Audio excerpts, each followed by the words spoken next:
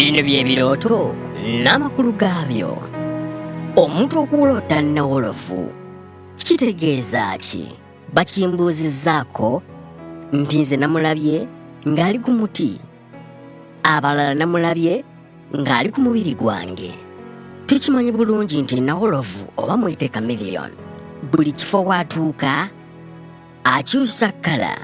Bw'alinnya ku ttaka ng'afaanana ettaka, bw'alinnya ku muti ng'afaanana kkala y'omuti, bwe kiba kikoola afaanana kkala y'ekikoola ekyo. Kale bw'oloota nnawolovu kiba kikulaga era kiba kikutegeeza nti ggwe obulamu bwo bwakwefuula, era abantu oluusi bakwefuulira oba ggwe kennyini ne weefuula. Mukola pulaani bagiyita eddiiru, ne muluka ekintu ne kiyitamu, eitha munno n'akwekyangirako n'akwefuulirako, oba ggwe kennyini n'omwefuulirako.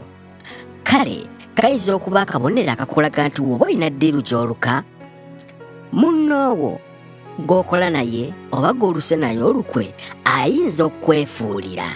Bwe kibanga nti ggwe oli mulambufu, era kaba kabonero akakulaga nti buli kimu kye mwaluse mugenda kubaamu omuntu agenda okwefuulira. Bakusibe, bakwegaane, ng'era ekigambo okwefuulira ffenna bwe tukimanyi. Kino kye kirooto kye ky'olwaleero. Subscribing ku YouTube channel yaffe, eyo gye tubuuliza ebibuuzo ne biddibwamu mangu.